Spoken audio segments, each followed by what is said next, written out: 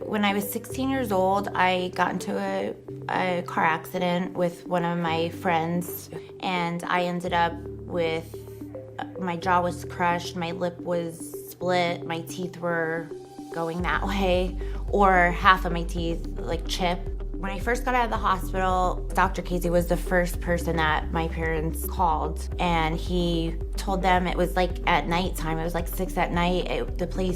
The dental office was closed. He said, bring her in. And he brought me in and said I needed this surgery. He brought a couple other doctors in that had to do reconstruction surgery, and they put my jaw back together. I just felt like I was never gonna look the same ever again. But Dr. Casey made sure I felt like I was going to look just as good or better.